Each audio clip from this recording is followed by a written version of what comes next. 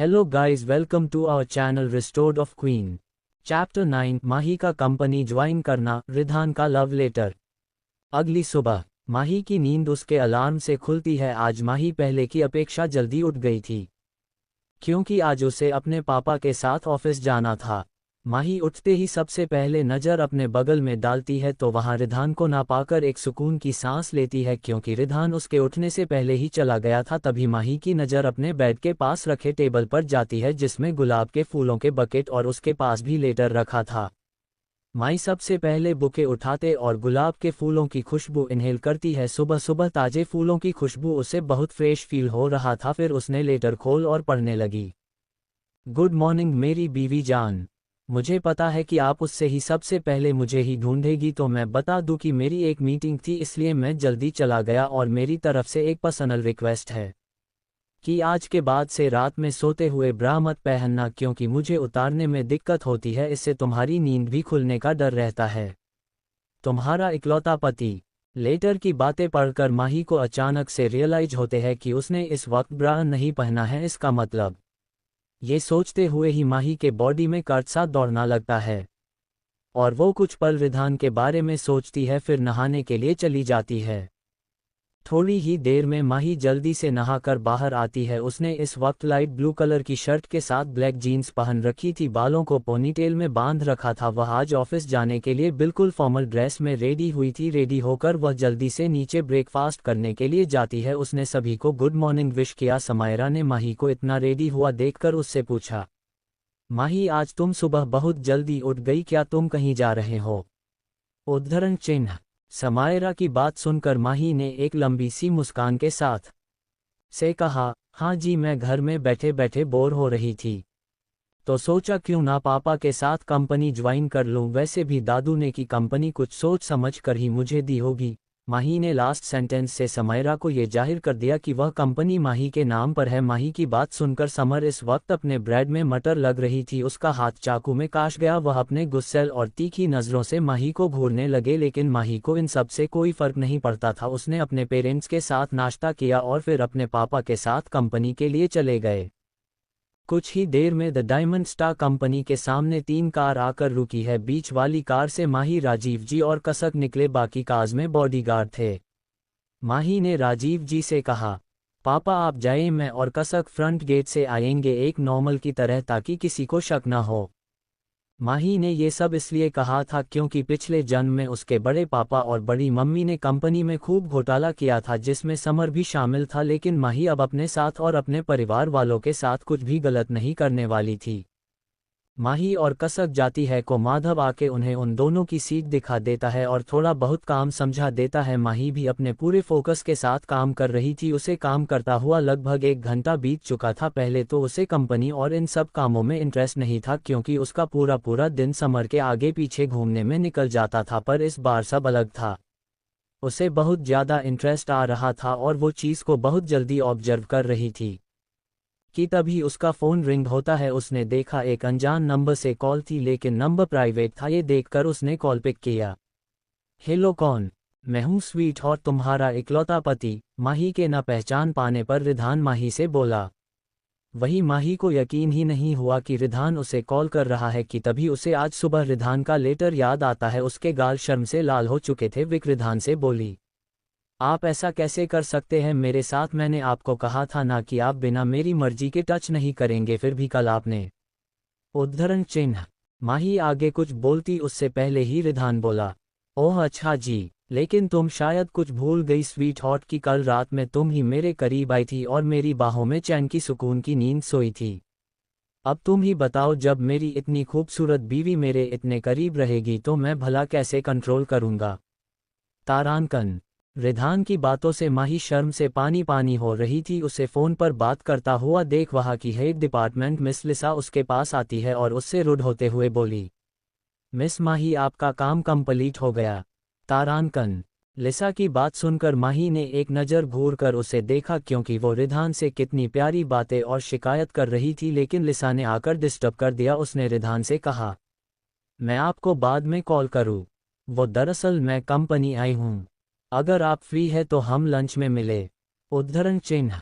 तुम्हारे लिए तो मैं हमेशा फ्री रहूंगा, एड्रेस भेज देना बाय स्वीट हॉट। इतना कहते हुए रिधान ने कॉल कट कर दी। कॉल कट होते ही माही ने लिसा से कहा, नो अभी मैं कर रही हूँ, क्यों आपको कुछ चाहिए था क्या? माही को लिसा बिल्कुल पसंद नहीं थी, क्योंकि लिसा के साथ साथ कंपनी में कुछ लोग ऐसे थे जो समर और समायरा से मिले हुए थे।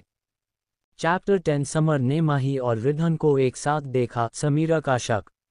लिसा की बात सुनकर माही ने एक नज़र घूर कर उसे देखा, क्योंकि वो रिधान से कितनी प्यारी बातें और शिकायत कर रही थी, लेकिन लिसा ने आकर डिस्टर्ब कर दिया। उसने रिधान से कहा, मैं आपको बाद में कॉल करूं।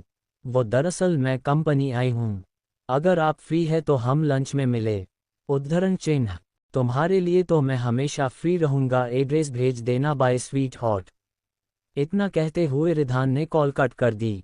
कॉल कट होते ही माही ने लिसा से कहा, नो अभी मैं कर रही हूँ, क्यों आपको कुछ चाहिए था क्या? माही को लिसा बिल्कुल पसंद नहीं थी, क्योंकि लिसा के साथ साथ कंपनी में कुछ लोग ऐसे थे जो समर और समायरा से मिले हुए थे। माही की ऐसी रूड बातें सुनकर लीजा को गुस्सा आया।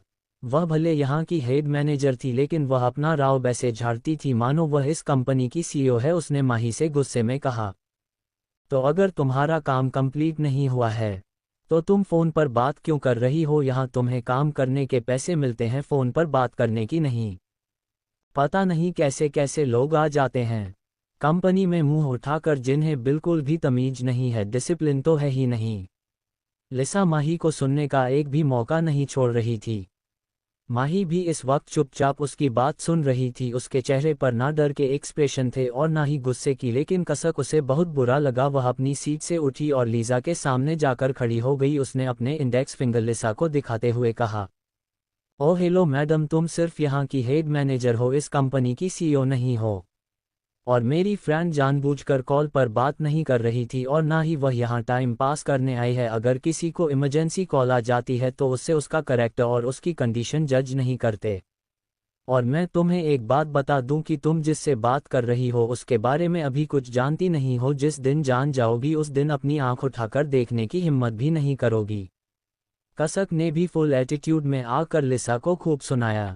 लीजा और कसक के बीच में बहस होता देखकर माही ने थोड़ा तेज आवाज में कहा, कसक प्लीज, हम यहाँ जॉब करने आए हैं। एम सॉरी, मैं आगे से ध्यान रखूंगी। माही ने लीसा से सॉरी बोलते हुए कहा, अच्छा, जब तुम्हें आगे से ध्यान रखना ही पड़ेगा, वरना मैं तुम्हें इस जॉब से फायर कर दूंगी।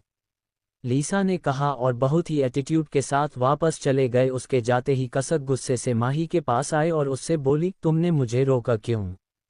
वह होती कौन है तुमसे ऐसी बात करने वाली? माही कसक के गुस्से को अच्छे से समझ रही थी। उसने कसक को समझाते हुए कहा, कसक, तुम जानती हो ना हम यहाँ किस लिए आए हैं? मैं यहाँ पर उन लोगों पर नज़र रखना आई हूँ जो समर समायरा, बड़े पापा और बड़ी मॉम से मिले हुए हैं। मेरी कंपनी और मेरे डैड का के लोग फ़ायदा उठा रहे हैं। मुझे अभी इन लोगों से मुंह नहीं लगा है। एक प्लान के हिसाब से हम सभी की सच्चाई बाहर लेंगे, इसलिए हम लोगों को अभी शांत रहना होगा। उद्धरण चिन्ह, माही के समझाने पर कसक को समझ में आया और फिर वह अपना काम करने लगे। माही ने भी जल्दी काम खत्म किया, क्योंकि आज वह विधान के साथ लंच पर जा रही थी। थोड़ी देर में माही ने सारा काम कंप्लीट कर लिया और कसक को बात कर वहां से एक रेस्टोरेंट की तरफ चली गई।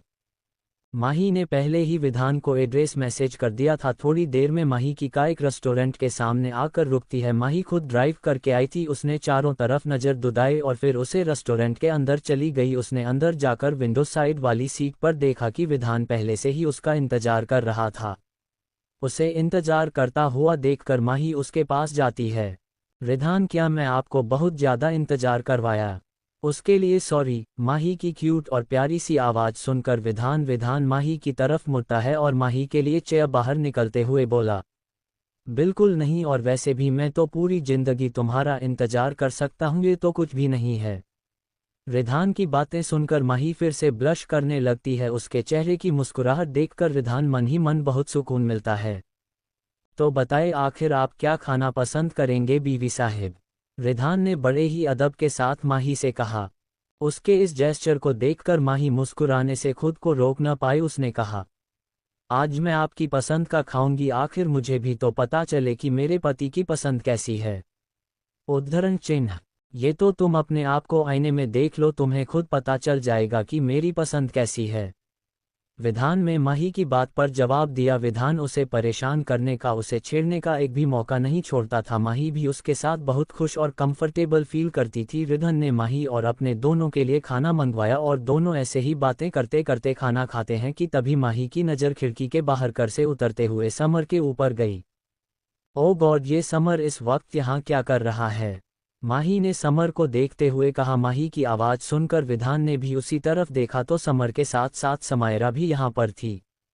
लो, तुम्हारा एक्स बॉयफ्रेंड आ गया यहाँ पर। आई थिंक वह हम दोनों के बीच में कबाब में हड्डी बनता है। विधान को समर और समायरा का यहाँ आना बिल्कुल भी पसंद नहीं आया। माही का भी कुछ ऐसा ही हाल था। वह यहाँ पर विधान के साथ कुछ क्वालिटी टाइम स्पेंड करने आई थी, लेकिन उन दोनों को देखकर उसका दिमाग खराब हो गया। माही के एक्सप्रेशन देखकर प्रधान ने उससे कहा, ठीक है, मैं फिर चलता हूँ, हम बाद में कभी साथ में लंच करेंगे। विधान इतना बोलकर जैसे ही उठना को होता है कि माही उसका हाथ पकड़कर उसे वापस से बिठाती है और कहती है, उसकी कोई ज़रूरत नहीं है, हम उन दोनों के लिए अपने लंच को क्यों वेस्ट करें। उद्धरण चिन्ह, लेकिन समर अगर तुम्हें मेरे साथ दिखेगा तो। उद्धरण चिन्ह। विधान की बात पूरी होती उससे पहले ही माही ने अपने बैग से एक डॉक्यूमेंट्स की फाइल निकलते हुए टेबल पर रख दिया और कहा, मिस्टर ओबरॉय, शायद आप भूल रहे हैं कि आपकी कंपनी और मेरी कंपनी दोनों मिलकर एक बहुत बड़े प्रोजेक्ट पर काम करने वाली है, तो उसे बेसिस पर मैं आपसे कुछ डिस्कस करने आई हूँ। इसमें कुछ गलत है क्या? उद्धरण चिन्ह। माही का आइडिया और इसका एक्सप्लेनेशन विधान को बहुत पसंद आया। विधान माही को बचपन से ही बहुत पसंद करता था। माही उसके लिए बचपन का प्यार थी और अभी भी वह माही पर अपनी जान तक कर कुर्बान कर सकता है। समर और समायरा दोनों अंदर आते हैं। समर सीधा अपनी बुक की हुई सीट पर बैठने जा रहा था, लेकिन समायरा की नज़र माही और विधान पर गई। उसने तुरंत समर का हाथ पकड़ा और उसे तरफ इशारा किया। ये दोनों इस वक्त एक साथ यहाँ क्या कर रहे हैं? समर माही और विधान को एक साथ लंच करता हुआ देख बोला। समर डायरेक्ट माही और विधान के पास जाता है। विधान को देखकर उसके आंखों में नफरत, जलन, गुस्सा सब कुछ एक साथ आ गया था। उसने माही से गुस्से में कहा, माही, तुम मुझे धोखा देने की कोशिश कर रही हो। तुम मेरे पीठ पीछे मेरे ही इस सौतेले भाई से के साथ लंच कर रही हो। तुमने मुझे एक बार भी पूछना जरूरी नहीं समझा। समर की बातें सुनकर माही के हाथ रुक जाते हैं। उसने एक नज़र घूरकर समर को देखा और फिर उसके पीछे खड़ी समायरा को उसने समर से कहा, तुम मेरी छोड़ो, ये बताओ कि तुम इस वक्त मेरी डी के साथ यहाँ क्या कर रहे हो? सवाल मैंने पूछा है, पहले जवाब तुम दोगी, क्योंकि तुमने मुझे चीट करने की कोशिश की है। समर बिना कुछ सोचे समझे माही पर इल्ज़ाम लगा रहा था। ये सिर्फ और सिर्फ समायरा के भड़काने का नतीजा था। समायरा वैसे भी माही के लिए समर को भटकती रहती थी। उसे दिन जब माही को होश आया था तो विधान के रूम में देखकर ही समर को बहुत ज़्यादा गुस्सा आया। समर अच्छे से जानता था कि विधान माही से बहुत प्यार करता है और वह उसकी सच्चाई एक न एक दिन माही के सामने रूबरू जरूर करवा देगा। और अगर समर की सच्चाई माही के सामने आ गई तो उसका सपना, प्रॉपर्टी, सब कुछ उसके हाथ से चला जाएगा। माही ने अपने आप को रिलैक्स किया और बैठे हुए ही समर की तरफ इस तरह से देखा मानो वह किसी जोकर को देख रही हो। उसने समर से बिल्कुल शांत तरीके से कहा, पहली बात तो ये कि मैं ऐसी कोई राह चलती लड़की नहीं हूँ जो अपने बॉयफ्रेंड या फिर अपने मंगेतर के होते हुए किसी दूसरे मर्दों के साथ चक्कर चलाओ। और दूसरी चीज़ कि तुमने बिना सोचे समझे जाकर मुझ पर इल्ज़ाम लगा दिया। कम से कम एक बार मुझसे पूछते तो। एनीवे, मैं यहाँ कंपनी के बहाफ पर आई हूँ और अगर तुम्हें यकीन नहीं हो रहा है तो तुमने डॉक्यूमेंट देख लो। उद्धरण चिन्ह।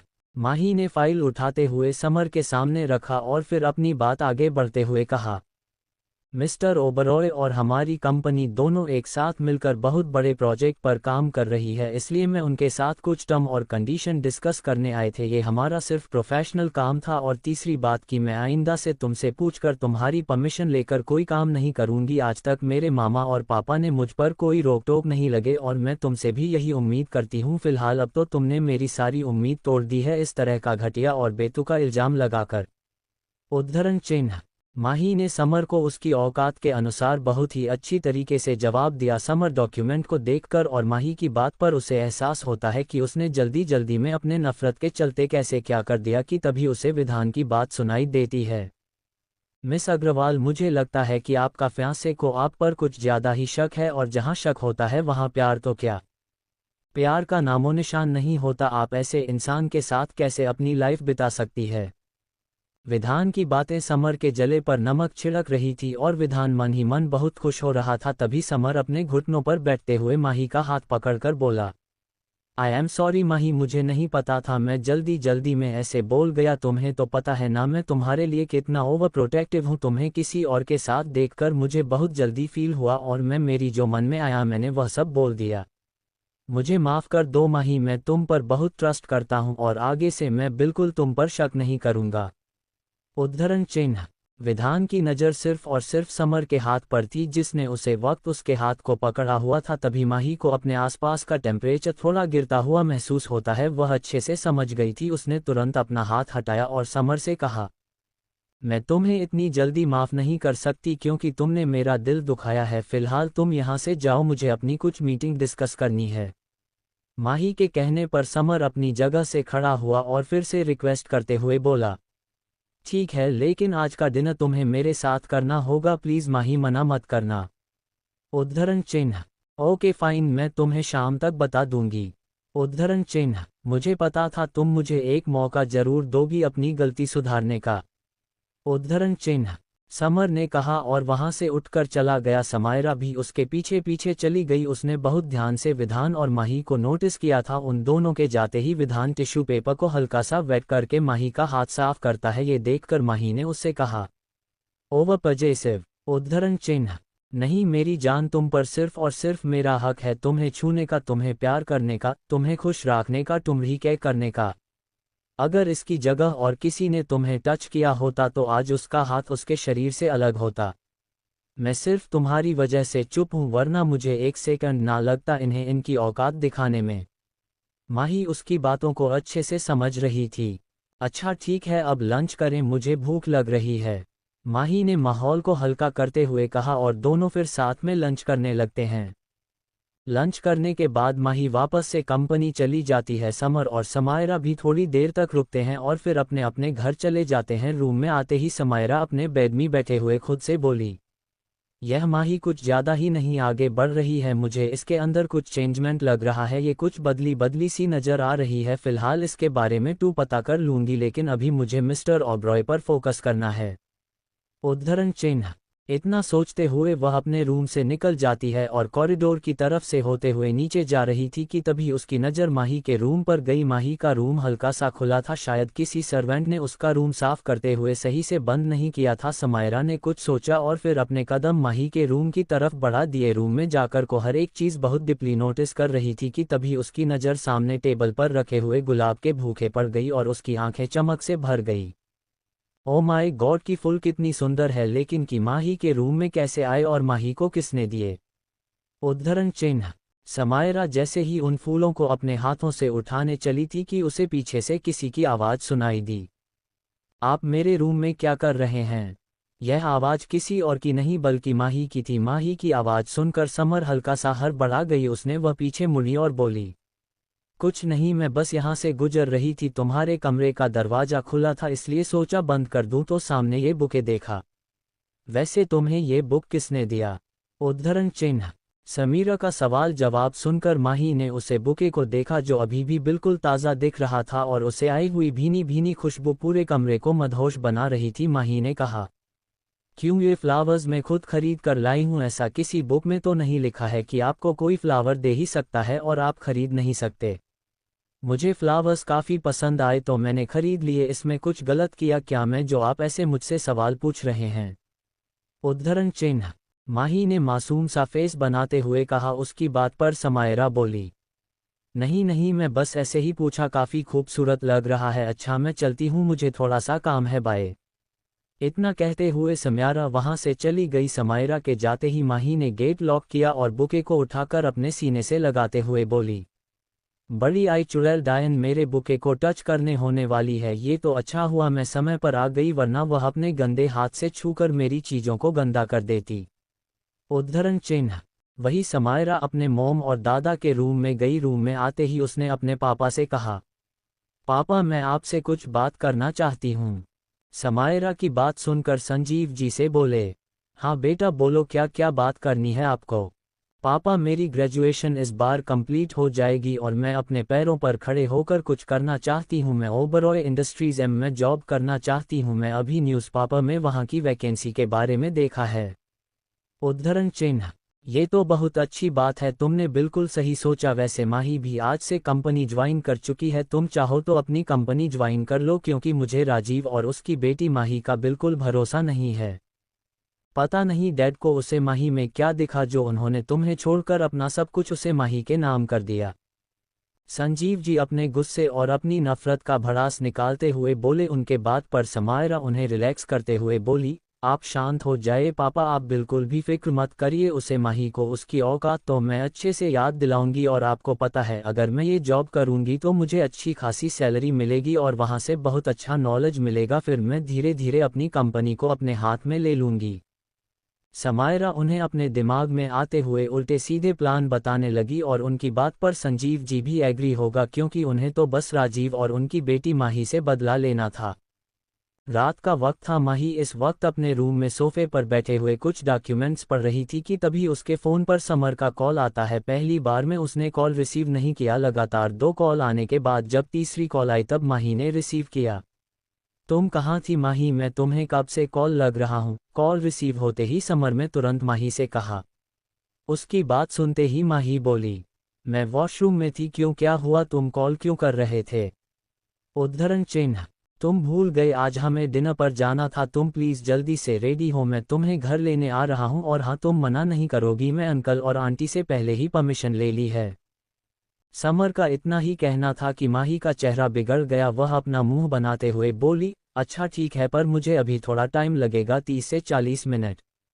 उसने जानबूझकर समर को वेट करने के लिए था। उसका फ़ोन करते ही माही के दिमाग में प्रधान का ख्याल आया। उसने विधान को मैसेज किया, आई एम सॉरी बट मुझे समर के साथ डिनर पर जाना होगा। बस ये समझ लो कि मैं अपने दुश्मन की कमज़ोरी पकड़ने के लिए जा रही हूँ, ताकि मैं उसे पर अच्छे से अपना वार कर सकूँ। माही ने मैसेज व्हाट्सएप कर दिया और फिर रेडी होने के लिए चली गई। वह कुछ खास रेडी नहीं हुई थी। उसने सिंपल सा ब्लू टॉप और जीन्स पहना हुआ था और बालों को पोनी, ना कोई मेकअप ना कोई एक्स्ट्रा एफर्ट। वह नीचे आई तो उसने देखा समर इस वक्त उसके मोमदाद बड़े पापा बड़ी मामा के साथ बैठा हुआ था। वो को माही भी आ गई। सुशील जी माही को देखते हुए बोली, मामा मैं समर के साथ डिनर पर जा रही हूँ, आप टेंशन मत लेना, मैं जल्दी ही आ जाऊंगी। माही ने अपनी मामा और पापा से कहा और दोनों को बाय बोलकर समर के साथ चली गई। उसका बिल्कुल भी मन नहीं था, लेकिन अब मजबूरी में उसे जाना पड़ा। वह दोनों घर में बैठे थे, घर में बिल्कुल शांति थी। तभी माही के फ़ोन पर मैसेज रिंग होने की आवाज़ होती है। माही ने मैसेज देखा तो वह विधान का रिप्लाई आया था, जो भी हो लेकिन उससे दूर रहना, अगर उसने तुम्हें दोबारा से छुए तो मैं उसकी जान ले लूँगा। विधान की बातें सुनकर के चेहरे पर स्माइल आ गई, लेकिन बहुत जल्द ही उसने अपने स्माइल को छुपा लिया ताकि समर देख ना पाए। माही क्या तुम मुझसे अभी भी गुस्सा हो। समर ड्राइविंग करते हुए माही की तरफ देखकर बोला। उसकी बात सुनकर माही ने गहरी सांस ली और फिर कहा, नहीं मैं अब गुस्सा नहीं हूँ, बट मुझे तुम्हारा वह बिहेवियर बिल्कुल भी नहीं पसंद आया। फिलहाल तुमने मुझे बताया नहीं कि तुम समायरा डी के साथ वहाँ पर क्या कर रहे थे। माही के सवाल पूछने पर समर शक गया। उसने कहा, मैं कंपनी से लंच करने आया था तो हमारा मुझे रास्ते में मिल गई तो हम दोनों साथ चले आए। बाकी जैसा तुम सोच रहे हो वैसा हमारे बीच में कुछ नहीं है, हमारा मेरी बस एक फ्रेंड है। पर मैंने तो तुम पर ऐसा कुछ एलिगेशन लगाया ही नहीं, ना मैं तुमसे कहा, फिर तुम इतनी सफाई क्यों दे रहे हो। समर का एक्सप्लेनेशन सुनकर माही ने उससे कहा, मैं बस इसलिए कह रहा था ताकि तुम मेरे बारे में गलत मत समझो। माही मैं तुमसे बहुत प्यार करता हूँ और मैं तुम्हारे साथ ही अपनी ज़िंदगी बिताना चाहता हूँ, प्लीज़ मुझे कभी छोड़कर मत जाना वरना मैं जी नहीं पाऊंगा। उद्धरण चिन्ह। समर की बातें माही के दिमाग को हैंग कर रही थी। हाँ तुम जीतू वैसे भी नहीं पाओगे, पैसों के बिना, मेरी प्रॉपर्टी के बिना। तुम मुझसे प्यार नहीं करते, मेरे पैसे मेरे प्रॉपर्टी से प्यार करते हो, और मैं तो तुम्हें छोड़कर कब का चली गई हूँ कि तो बस तुमसे बदला लेने के लिए तुम्हें एक फूटी कौड़ी बना दूँ भी ना दूँ, तुम्हारा जैसे इंसान कुत्ता का नालायक मतलबी लालची। माही मन ही मन समर को खूब गालियां खुश रही है। कुछ ही देर में वह लोग एक अच्छे से रेस्टोरेंट के बाहर आकर रखते हैं। समर माही को लेकर रेस्टोरेंट के अंदर अपनी बुक की हुई सीट पर जाता है। उसने पहले से ही टेबल पर फ्लावर्स के बुके अरेंज करवा दिए थे और वह बुके माही को देते हुए बोला, आई एम सॉरी, मैं फिर से तुमसे माफ़ी मांगता हूँ, प्लीज़ मुझसे नाराज मत रहो और मुझे माफ़ कर दो। समर के बार बार सॉरी बोलने पर माही पूरी तरह से इरिटेट हो चुकी थी। उसने बुके दिया लेकिन वापस टेबल पर रख दिया और बोली, इट्स ओके, मैं तुम्हारी सॉरी एक्सेप्ट कर ली है। क्या मैं खाना खाऊं? मुझे भूख लग रही है। चैप्टर 11 रिधान का रोमांटिक बदला। माही शर्म से हुई पानी पानी। माही ने जैसे ही अपने सामने बैठे हुए शख्स को देखा उसकी आंखें हैरानी से फैल गई। वह इस वक्त खाना खा रही थी जिससे उसे बहुत तेजी से धक्का लगता है और वह खांसने लगती है। वही समर अचानक से उसे इस तरह से खांसते हुए देखकर पानी का गिलास उसकी तरफ बढ़ता है और उसकी पीठ को सहलाने लगता है। माही इस शख्स को देखते हुए पानी का घूंट पीते हुए खुद को रिलैक्स करती है और फिर समर को हाथ दिखाकर रोकते हुए बोली, I am fine, I think मिर्ची थोड़ी ज़्यादा हो गई थी। हालांकि माही को अभी भी एक दो खांसी आ रही थी, उसे अपने ऊपर किसी की जलती हुई निगाहें महसूस हो रही थी। उसने समर से कहा, मैं वॉशरूम होकर आता हूँ, और फिर वॉशरूम की तरफ चली गई। वॉशरूम में आकर उसने अपना फेस धोया और गहरी गहरी सांस लेने लगी। तभी उसे अपनी कमर पर किसी के मजबूत हाथ महसूस होते हैं। माही ने अपनी आंखें कसकर बंद कर ली थी और उसे छुअन को महसूस करने लगी थी। तभी उसके कानों में गहरी और ठंडक आवाज आती है, डिनर एंजॉय किया स्वीट हार्ट? रिधान की बातों में जलन और गुस्सा साफ झलक रहा था। माही उसकी तरफ मुड़ी और बोली, आपने मुझे डरा दिया। आपको पता है मुझे कितने तेज धक्का लगा? अभी तक को मुझे दर्द हो रहा है। ओह अच्छा, मुझे तो लगा था कि तुम यहाँ मुझे देखकर खुश होगी। आई थिंक तुम्हें मेरा यहाँ आना पसंद नहीं आया। ओके, फिर मैं जाता हूँ। रिधान प्रधान माही को छोड़कर वापस से मुड़कर जाने ही लगा था कि माही तुरंत जाकर उसे पीछे से हक कर लेती है। माही का इस तरह से उसके गले लगा विधान को बहुत अच्छा लगा। उसने अपने हाथ माही के हाथ के ऊपर कर दिए। कुछ पल तक माही ऐसे ही उसके पीठ से चिपकी रही, फिर उसे अलग होते हुए बोली, मुझे अच्छा लगा आपको देखकर, तभी तो मैं वॉशरूम आई क्योंकि मुझे पता था आप जरूर आएंगे मेरे पीछे। फिर कुछ सोचते हुए, लेकिन आपने तो कहा था कि आपकी मीटिंग है, फिर आप यहाँ पर? उद्धरण चिन्ह, तुमसे ज़्यादा जरूरी मेरे लिए कुछ भी नहीं है। मैं बस यहाँ देखने आया था कि वह तुम्हें कुछ नुकसान तो नहीं पहुँचा रहा। नहीं। रिधान माही को लेकर हद से ज़्यादा प्रोटेक्टिव और पजेसिव था। उद्धरण चिन्ह, नहीं ऐसा तो कुछ नहीं है, क्योंकि मैं इस बार बहुत ज़्यादा सतर्क हूँ। मैं अब उसकी कोई भी चाल कामयाब नहीं होने दूंगी।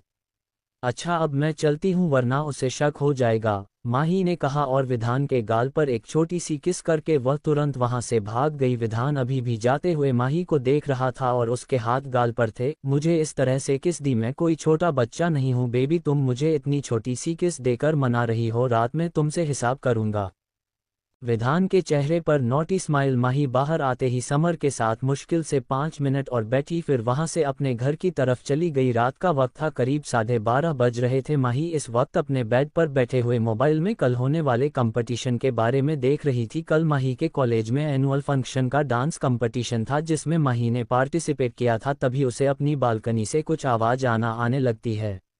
उसने अपना फ़ोन साइड में रखा बालकनी और बालकनी के साइड के कर्टन हटाकर देखा कि विधान इस वक्त इसकी बालकनी में था। आप यहाँ? माही के पूछने पर विधान अंदर आया और आते ही सीधा बेड पर लेट गया और माही को देखते हुए बोला, तुमसे मिले बिना मुझे चैन कहाँ आता है, और आज तो मुझे एक हिसाब भी पूरा करना था इसलिए मैं चला आया। विधान की बात का मतलब माही को बिल्कुल भी समझ में नहीं आया। उसने पूछा, कैसा हिसाब? मैंने तो आपसे उधर भी नहीं लिए।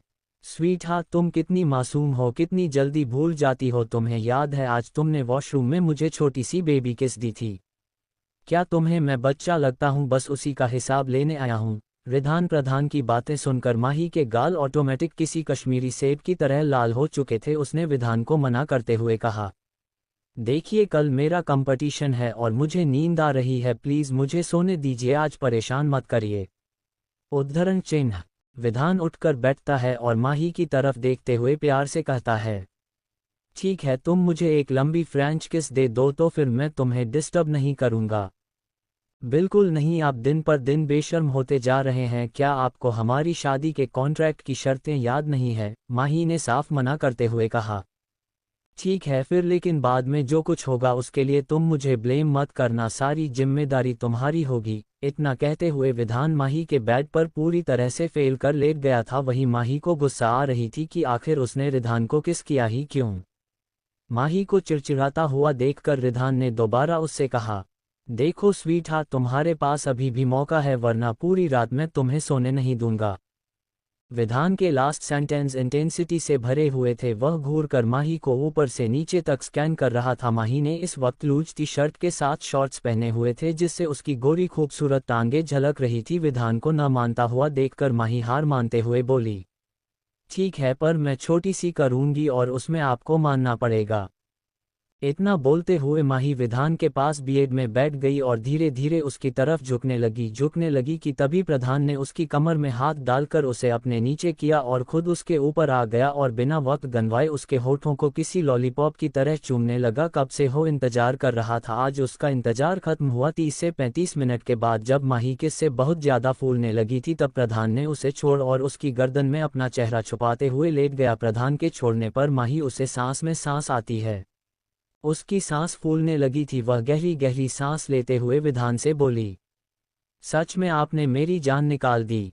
मेरी एक किस करने से तुम्हारी जान निकल गई, तो सोचो जब मैं आगे सब करूंगा तो तुम्हारा क्या हाल होगा। स्वीट हार्ट, आई थिंक मुझे तुम्हें और स्ट्रांग बनाना पड़ेगा ताकि तुम मुझे पूरी पूरी रात झेल सको। आप क्या था, माही ब्लेस करते हुए विधान के बालों में हाथ फेरने लगती है और कुछ ही देर में दोनों एक दूसरे की बाहों में आराम से सो जाते हैं।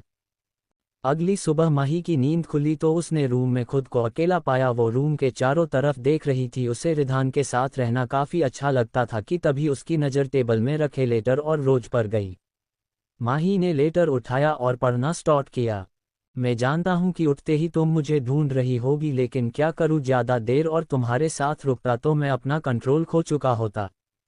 और हाँ, मैं बहुत खुश हूं कि आखिर तुमने मेरी बात मानी और रात में ब्रा पहन कर नहीं सोई थी। मुझे लगा बीवी, अब तुम ये पढ़कर शर्माने लगोगी, लेकिन मुझे तुम ब्लश करते हुए बहुत खूबसूरत लगती हो। अब रेडी हो जाओ। थे स्वीट हॉट, तुम्हारा इकलौता पति। उद्धरण चिन्ह। माही जैसे जैसे लेटर पढ़ रही थी उसका चेहरा गुलाबी हो रहा था और उसके चेहरे पर स्माइल थी, लेकिन ब्रा वाली बात पर वो बहुत हैरान हो गई थी। कल रात को उसने नहीं पहन था, वो पहनने जा रही थी, लेकिन विधान की बातें याद करके उसने नहीं पहना था। माही वो लेटर अपने कपबोर्ड में छुपा कर रखा देती है और फ्लावर को टेबल में रखे फ्लावर पॉट में लगा देती है। 1 घंटे में ही वो जल्दी रेडी होकर कॉलेज पहुंच जाती है। फिलहाल आज के लिए इतना ही, क्योंकि आज मैं बिजी थी इसलिए। चैप्टर 12, माही का कंपटीशन। समायरा की चाल, रिधान और माही के कुछ रोमांटिक पल। कॉलेज में आते ही माही कसक से मिलती है और फिर जल्दी जल्दी हाल में बने हुए चेंजिंग रूम की तरफ चली जाती है, क्योंकि वह लोग ऑलरेडी ही 10 मिनट लेट हो चुके थे और फंक्शन शुरू होने में मुश्किल से 20 मिनट बाकी है। माही और कसक जैसे ही अपने चेंजिंग रूम में पहुंचती हैं तो कसक ने माही से कहा, माही तुम्हारी ड्रेस अभी तक नहीं आई, तुम्हें पता है ना, हम लोग पहले से ही ऑलरेडी लेट है। अगर ऐसे ही रहा तो फिर कंपटीशन में से बाहर कर दिया जाएगा। उद्धरण चिन्ह। माही चेयर बैठकर इस वक्त अपने बालों को रोल कर रही थी। उसने कसक को रिलैक्स करते हुए कहा, रिलैक्स मेरी जान, ड्रेस बस 5 मिनट में पहुंच जाएगी, तब तक तुम जाकर रेडी हो जाओ, और वैसे भी मेरा फंक्शन तो लास्ट सेकंड में है। कसक को भी माही की बात एकदम सही लगी और वह जल्दी से रेडी हो जाती है। तब तक माही ने अपना पूरा मेकअप और हेयर सब कुछ कर लिया था। दूसरी तरफ समायरा ने भी इस फंक्शन में पार्टिसिपेट किया था। जहां माही अपने सेकंड ईयर में थी तो वहीं समायरा बाका लास्ट ईयर में थी। तुम्हारा इस वक्त रेडी होकर हाल की तरफ जा ही रही थी कि तभी उसकी नज़र कॉलेज से अंदर आते हुए एक कुरियर बॉय की पर पड़ती है, जिसे समायरा अच्छे से जानती थी। उसने उससे पूछा, तुम यहाँ पर? समायरा की बात सुनकर वह कुरियर बॉय मुस्कुराते हुए उससे बोला, जी मैडम, वह मैं माही मैडम की ड्रेस देने आया था। उन्होंने सिटिंग करने के लिए दिया था, लेकिन कल घर में पापा की तबीयत खराब हो जाने की वजह से उन्हें ड्रेस नहीं दे पाया, तो आज सुबह देने आ गया। उसकी बात सुनकर समायरा ने हाँ में सर हिलाया, लेकिन तभी इसके दिमाग में एक बहुत गजब का आइडिया आया। उसने उससे कहा, ठीक है, तुम जो, मैं यह ड्रेस माही को दे दूंगी, मैं उससे ही मिलने जा रही थी।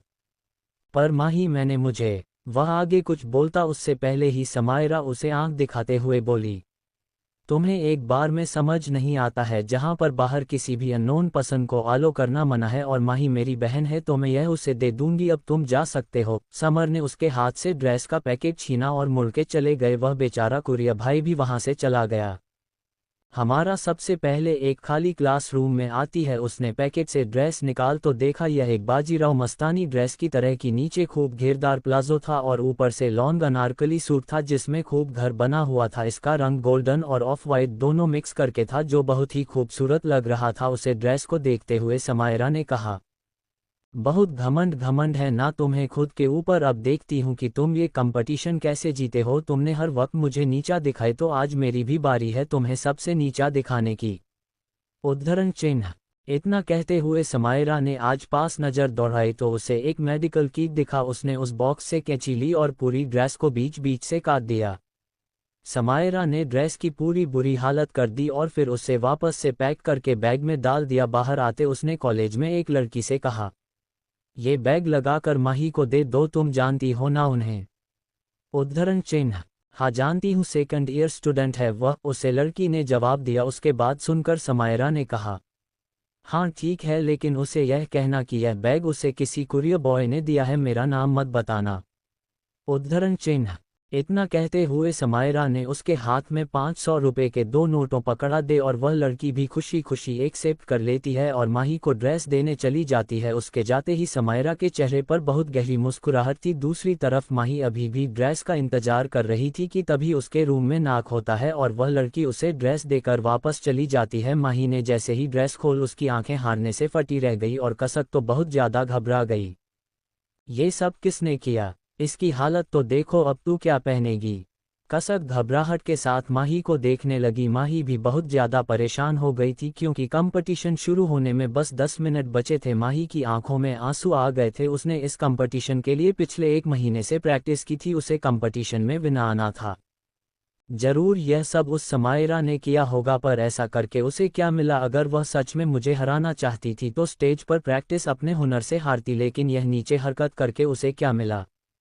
अब मैं क्या करूं? अगर मैं दूसरी ड्रेस मांगा हूं तो भी मुझे कम से कम 1 घंटा लग ही जाएगा और यहाँ प्रोग्राम शुरू होने में सिर्फ 10 मिनट बाकी है। उससे समायरा को तुम्हें बिल्कुल भी नहीं छोड़ूंगी, माही अपनी नाम आंखों से कसक की तरफ देखते हुए कहती है।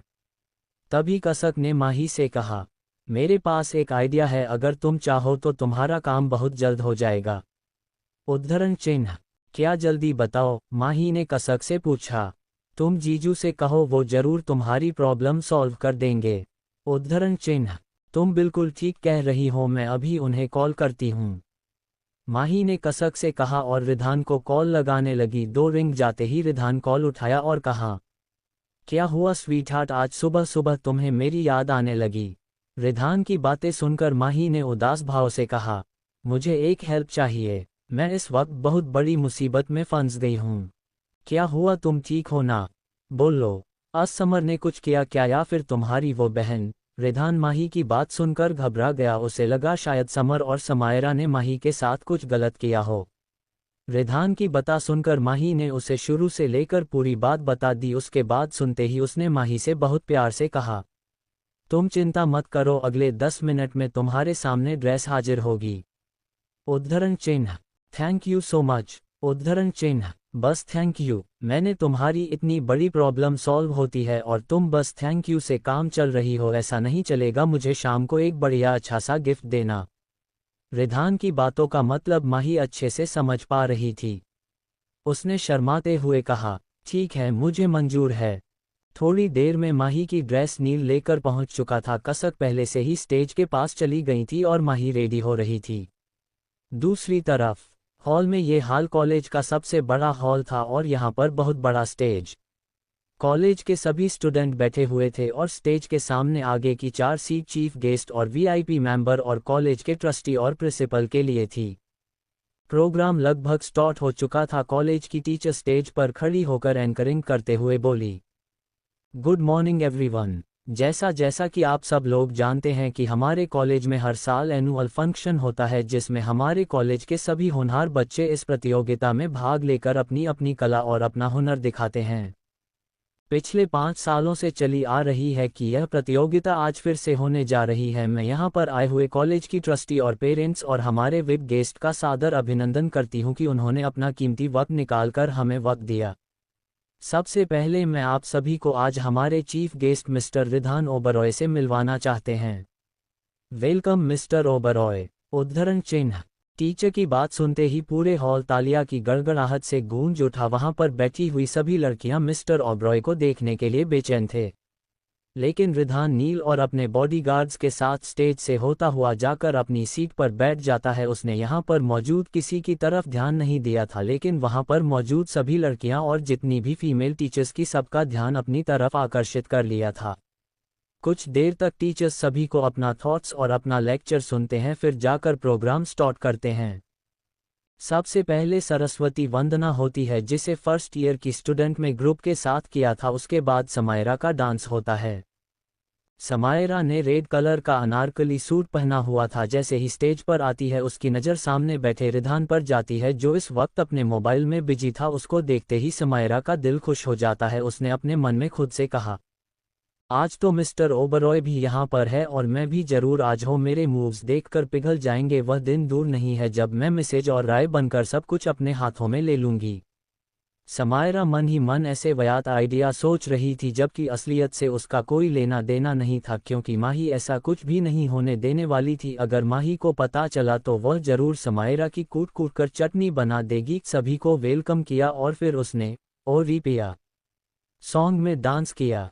हालांकि उसके स्टेप्स इतने भी अच्छे नहीं थे, क्योंकि उसने मिस्टर ओबरॉय को खुश करने के लिए अपने डांस को क्लासिकल डांस के स्टेप से हटकर क्लब डांस के मूव्स शामिल कर लिए थे।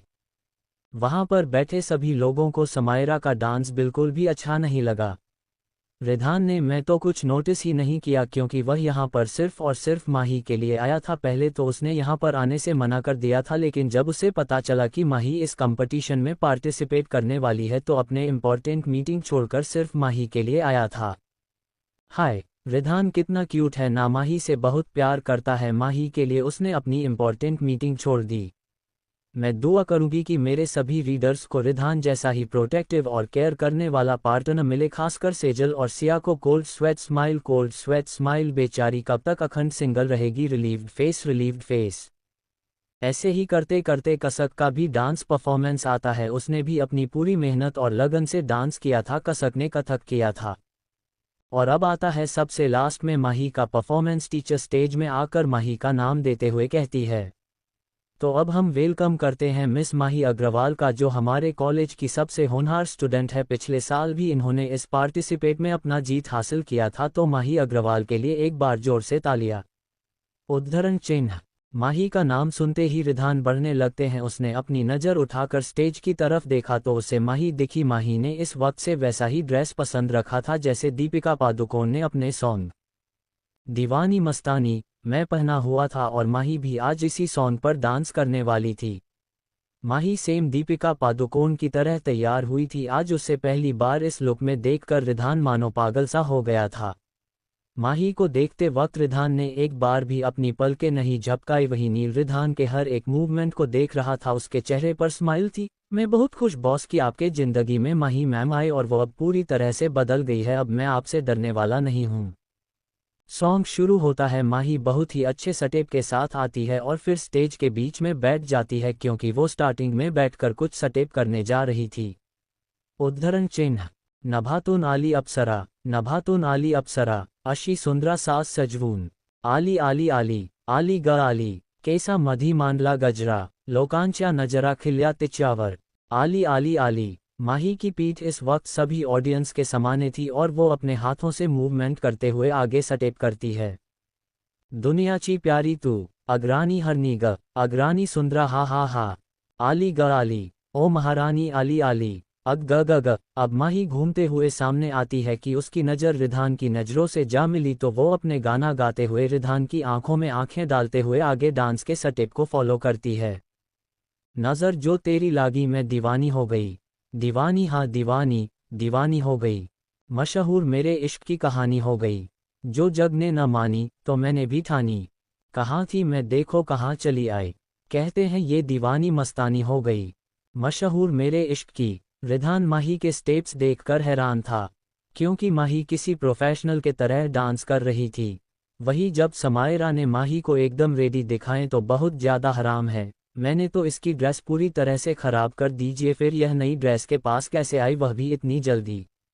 जरूर इसके पीछे किसी न किसी का हाथ है, क्योंकि पिछले कुछ दिनों से माही बदली बदली लग रही है और उसे दिन उसके रूम में रखा हुआ रोज का बुके भी मुझे उसके बारे में पता लगाना ही पड़ेगा। जख्म ऐसा तूने लगाया, दीवानी दीवानी दीवानी हो गई। मरहम ऐसा तूने लगाया, रूहानी रूहानी रूहानी हो गई। पहचान मेरे इश्क की अब तो, रवानी रवानी रवानी हो गई। मशहूर मेरे इश्क की। रिधान माही को डांस करते हुए बहुत ही इंटेंसिटी के साथ खोल रहा था। वह पूरी तरह से मैं को ऊपर से नीचे तक स्कैन कर रहा था, जिसका एहसास माही को भी था, और उसके गाल शर्म की वजह से लाल हो चुके थे, जिससे वह और ज्यादा खूबसूरत और अट्रैक्टिव देख रही थी। सब नूर नूर सा बिखरा है, एक तू ही ख्यालों में उतरा है। बस झूम झूम झूम झूम जाता है दिल। तू मस्तानी है, तू दीवानी है, पाकीज़ा हस्ती है तेरी, तू नूरानी है। सब नूर नूर सा बिखरा है, एक तू ही ख्यालों में उतरा है। माही घूमते हुए अपने डांस स्टेप्स को कंप्लीट करती हैं, फिर सभी के सामने हाथ जोड़कर वापस हॉल के पीछे चली जाती है। उसके जाने के बाद टीचर वापस से स्टेज पर आती है और माइक अपने हाथों में लेते हुए कहती हैं, अब इसी डांस परफॉर्मेंस के साथ आज का ये कंपटीशन नहीं समाप्त होता है, और 30 मिनट बाद हमारे टीचर्स और सर सब लोग विनर अनाउंस करेंगे। तब तक आप सब इंतजार करिए। उद्धरण चिन्ह।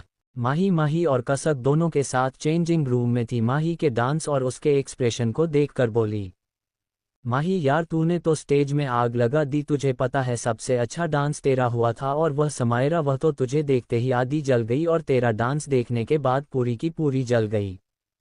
इस तरह से घर कर देख रही थी, मैं 100% श्योर हूं कि उसी ने तेरी ड्रेस खराब की है। कसक ने कहा कि तभी दरवाजे पर किसी का नाम करने की आवाज आती है। काजा अपने दरवाजा खोला तो सामने रिधान खड़ा था। रिधान को देखते ही कसक कुछ बोलने वाली होती है कि रिधान ने उसे अपने होठों के फिंगर रखकर उसे शांत रहने का इशारा किया, जिससे कसक के फेस में स्माइल आ गई और वो चुप हो गई। कि तभी माही की आवाज आयो, कसक मेरे हार की डोरी सूट की डोरी के फंस गई है, तू आकर थोड़ी हेल्प कर दे, तब तक मैं ये मेकअप रिमूव कर लूँ, क्योंकि इतनी देर से मुझे मेरा फेस बहुत भारी भारी लग रहा है। उद्धरण चिन्ह। माही की बात सुनकर रिधान ने कसक को इशारे से जाने का कहा और खुद दरवाजा बंद करके माही के पीछे आ गया। माही ने इस वक्त अपनी आंखें बंद कर रखी थी, क्योंकि वो कॉटन पैड से आईशैडो और आईलाइनर रिमूव कर रही थी। रिधान बिना आवाज किए माही के बालों को एक तरफ करके आगे किया और उसके हर की डोरी को सूट की डोरी से खोलने लगा। 2 सेकंड में खोलते ही उसने माही के कमर में हाथ डालकर उसके कंधे में अपना सर टिका लिया और माही की गार्डन में अपनी गर्म गर्म सांस छोड़ने लगा। जैसे ही माही को एहसास हुआ, उसमें तुरंत अपनी आंखें खोली और आईने में देखा अपने पीछे रिधान। कृपा कर उसका दिल जोरों से धड़कने लगा। वह बहुत हैरान भी थी। उसके चेहरे पर हैरानी के भाव देखकर रिधान उसकी गर्दन को हल्के से चूमते हुए बोला, क्या हुआ स्वीट हार्ट, तुम डर गई? उद्धरण चिन्ह। नहीं, मेरा मतलब हाँ, आप ऐसे अचानक से आएंगे तो मेरा डरना लाजमी है। लेकिन आप यहाँ आए कैसे? यहाँ पर तो कसक थी। माही अपनी बड़ी भी धड़कनों को कंट्रोल करते हुए प्रधान से सवाल करती है। उसके सवाल सुनते ही रिधान मुस्कुराया और फिर उसके पेट को अपने हाथों से सहलाते हुए बोला, मैंने उसे बाहर जाने को कह दिया क्योंकि मैं अपनी बीवी के साथ थोड़ा सा वक्त बताना चाहता हूँ, रिधान ने कहा और उसकी गर्दन में अपनी गर्म गर्म सांसें छोड़ने लगता है। माही उसके इस हरकत से सिहर चुकी थी। उसके हाथ रिधान के हाथ के ऊपर थे। वो अपनी आंखें बंद कर रिधान को फील कर रही थी और उसे बहुत सुकून मिल रहा था। रिधान भी उसे बैकहग किए हुए उसके गर्दन को धीरे धीरे चूम रहा था और बीच बीच में वो वेट किस भी कर रहा था।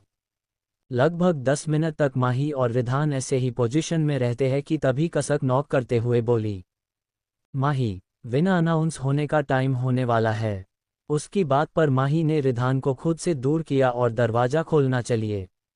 कसक अंदर आते ही रिधान से बोली, सॉरी जीजू, मैंने आपको डिस्टर्ब किया, लेकिन अगर आप ज़्यादा देर तक रहे तो रिस्क है, क्योंकि समायरा और वो रागिनी माही के पीछे पड़ी है।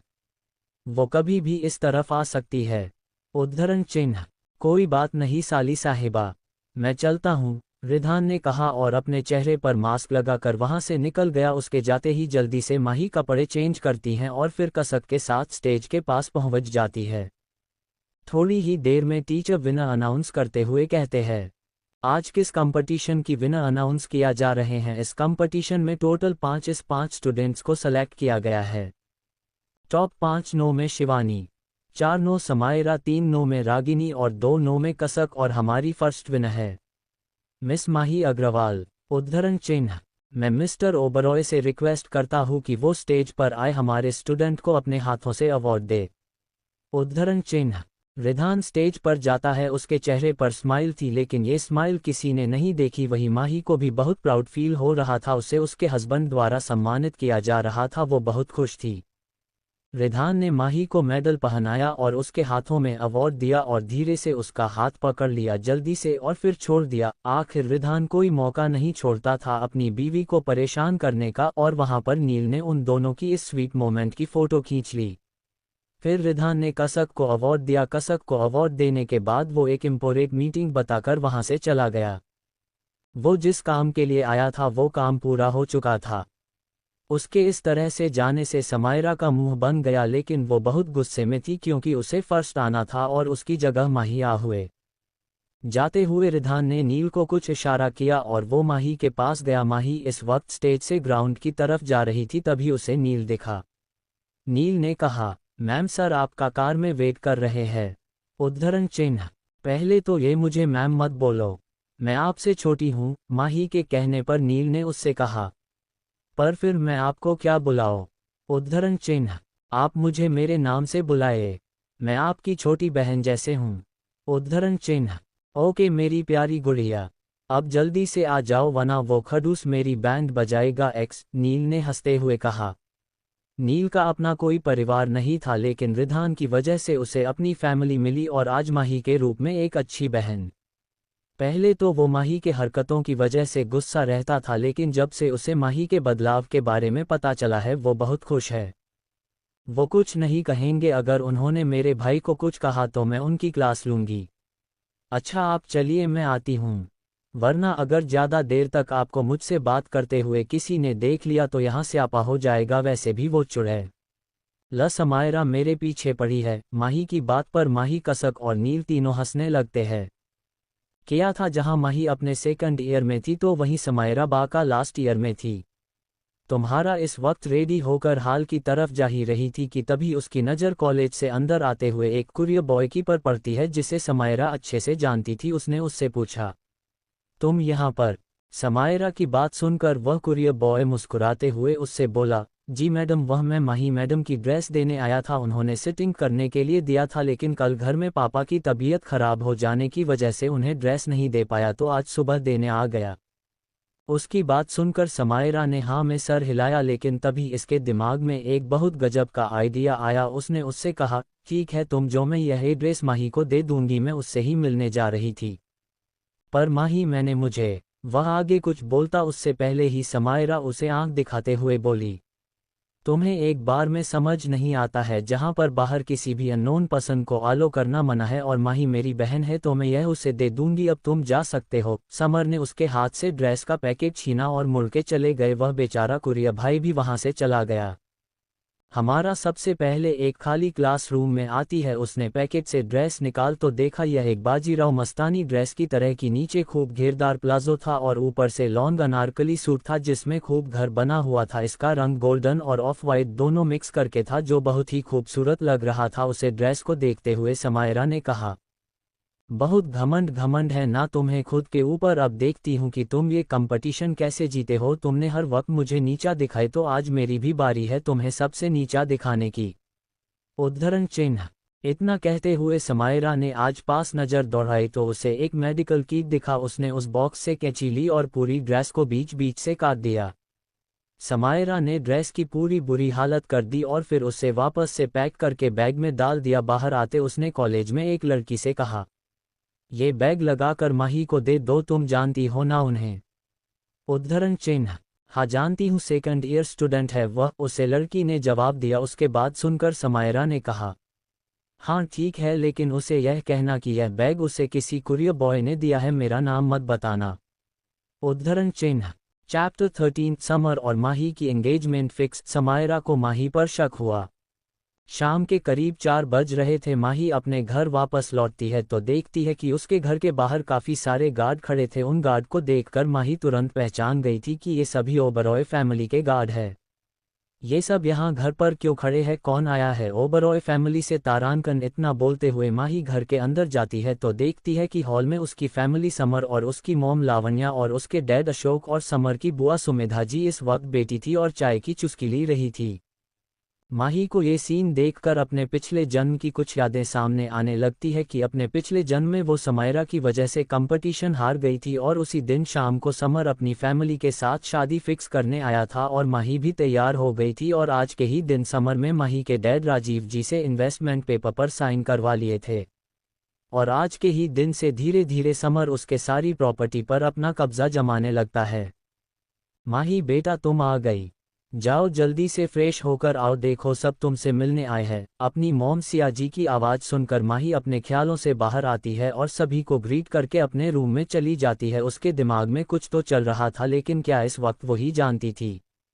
वो जल्दी से फ्रेश होती है क्योंकि वो जल्द से जल्द नीचे जाना चाहती थी, लेकिन अचानक उसके रूम के समायरा आती है। उसे देखकर माही अपने आंखें छोटी करते हुए बोली, आप यहाँ क्या कर रही है? उद्धरण चिन्ह, तुम्हारा और रिधान का क्या रिश्ता है? देखो मुझसे कुछ छुपाने की कोशिश मत करना क्योंकि मैंने आज खुद तुम्हें नील से बात करते हुए देखा और रिधान की कार में बैठते हुए। समायरा की बात सुनकर माही हैरान हो गई लेकिन उसने अपने एक्सप्रेशन अपने फेस पर नहीं आने दिए। बोलो माही, मैंने कुछ पूछा तुमसे? माही को कुछ बोलता हुआ ना देखकर समायरा ने दोबारा उससे कहा। उसकी बात सुनकर माही ने कहा, क्यों और मैं आपको क्यों जवाब दूं? आप क्या मेरी मॉम हो या फिर मेरे डैड जो मैं आपके हर सवालों का जवाब दूं? माही देवी उसकी बात का उल्टा जवाब देते हुए कहा, एक वह पहले से ही बहुत ज़्यादा डिस्टर्ब थी क्योंकि उसे जल्द से जल्द नीचे जाना था और जाकर अपने दादा को फाइल साइन करने से रोकना था और ऊपर से हमारा ने उसे रिधान के साथ देख लिया। माही को इस वक्त बहुत ज़्यादा गुस्सा आ रहा था। माही को गुस्से में देखकर समायरा ने कहा, तुम इतना गुस्सा मत हो, मैं सिर्फ पूछ रही थी। देखो मैं तुम्हारा भला ही चाहूंगी, तुम समर के साथ रिलेशनशिप में हो और उसे इस तरह से धोखा देना ये गलत है। समर की बातें सुनकर माही का मन किया कि वह अभी अपने टेबल पर रखा हुआ फ्लावर पॉट उठाएं और उसके सर पर कस के पटक कर मारे। फिलहाल वह ऐसा कुछ नहीं करना चाहती थी। उसने थोड़ा तेज आवाज में कहा, कौन किस धोखा दे रहा है कि आप मुझे मत बताए, फिलहाल मुझे नीचे जाना है क्योंकि मेरा फियांसे वेट कर रहा है। मेरा माही ने जानबूझकर समायरा को चढ़ाते हुए कहा और वहां से चली गई। उसके जाते ही समायरा भी अपने पैर पटकते हुए उसके पीछे पीछे चली गई लेकिन समायरा को माही पर शक हो चुका था। माही नीचे आती है, उसने जैसे ही सोचा था ठीक वैसा ही हो रहा क्योंकि समर फाइल लेकर राजीव जी के पास बैठा हुआ था। राजीव जी और उसे फाइल को पढ़ रहे थे और वह जैसे ही साइन करने को चलते हैं कि माही टेबल से अपने हाथों में गए चाय का कप उठाती है और उनके बगल से गुजरते हुए पूरी चाय फाइल पर गिरा देती है और खुद गिरने का नाटक करती है। ओह आई एम रियली सॉरी, मुझे नहीं पता था, पता नहीं कैसे मेरा पर फिसल गया। इतना कहते हुए माही इस वक्त जमीन में बैठे हुए अपने पैरों को सहला रही थी। वह ऐसा प्रिटेंड कर रही थी कि उसके पैर में बहुत तेज लगी है, यहाँ तक वह रोने भी लगी थी और उसके आंसू गिरने लगे थे। माही के आंसू में आंखों में आंसू देखकर राजीव जी तुरंत फाइल को नीचे देखते हैं और माही के पास बैठे हुए उसके पैरों को सहलाते हुए बोले, प्रिंसेस तुम्हें ज्यादा तो नहीं लगी, दिखाओ मुझे। उद्धरण चिन्ह, राजीव जी माही के पैरों को इधर से उधर देख रहे थे कि तभी माही ने कहा, बस हल्का सा मोच आया है, ठीक हो जाएगा, लेकिन मेरी एक गलती की वजह से आपकी फाइल खराब हो गई। I am so sorry dad, I am sorry Samar. तारांकन माही अपना क्यूट सा फेस बनाते हुए बोली। इस वक्त वह बहुत सब लग रही थी। उसकी एक्टिंग स्किल देखकर कोई यह नहीं कह सकता था कि माही नाटक कर रही है। उसके बाद पर राजीव जी ने कहा, तुम्हें माफ़ी मांगने की कोई ज़रूरत नहीं है बेटा, मेरे लिए सबसे बढ़कर तुम हो और यह फाइल दोबारा भी बन जाएगी और वैसे भी यह इतने इम्पोर्टेंट नहीं थी। हाँ माही अंकल बिल्कुल ठीक कह रहे हैं, फाइल तो दोबारा बन सकती है लेकिन तुम हमारे लिए बहुत इम्पोर्टेंट हो, तुम्हें ऐसा चोट तो नहीं आई? तुम कहो तो मैं डॉक्टर को बुलाऊं?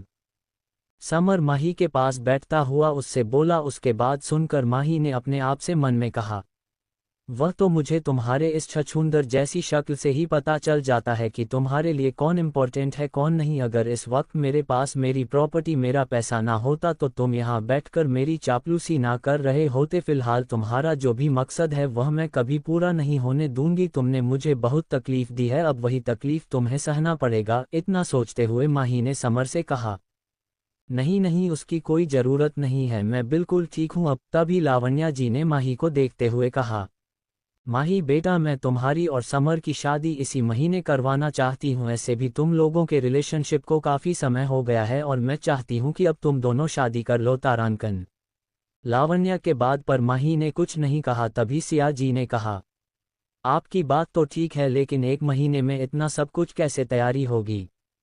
उद्धरण चिन्ह। उनकी बात पर अशोक जी ने कहा, आप बिल्कुल फिक्र न कीजिए, शादी बहुत धूमधाम से होगी। वह हम लोग इसलिए जल्दी कर रहे हैं क्योंकि 1 महीने बाद समर अपने कंपनी का नया ब्रांच उसमें खोलने वाला है, तो कुछ समय के लिए वह वहीं पर शिफ्ट हो जाएगा। इसी बहाने माही और समर को एक साथ टाइम बिताने का मौका मिल जाएगा। उद्धरण चिन्ह। माही चुपचाप बैठी थी और जो हो रहा था उसे देख रही थी। माही के मॉम दाद और समर के मॉम डैड ने शादी 1 महीने में ही करने का फैसला लिया और 3 दिन बाद एंगेजमेंट। माही एकदम शांत थी, लेकिन उसका दिमाग बिल्कुल शांत नहीं था। कुछ देर सब लोग ऐसे ही बात करते हैं, फिर समर और समर की फैमिली वापस अपने घर चले जाते हैं। माही भी अपने रूम में आते ही कसक को फ़ोन लगाकर सारी बातें बता देती है। 3 दिन बाद एंगेजमेंट है, लेकिन तुमने उन्हें मना क्यों नहीं किया? माही, कहीं तुम जीजू को धोखा देने के बारे में तो नहीं सोच रही हूँ, या फिर तुम्हारा इरादा बदल गया हो? मैं पहले ही कह रही हूँ कि अगर तुम्हें ऐसा कुछ भी सोचा है तो तुम अभी के अभी।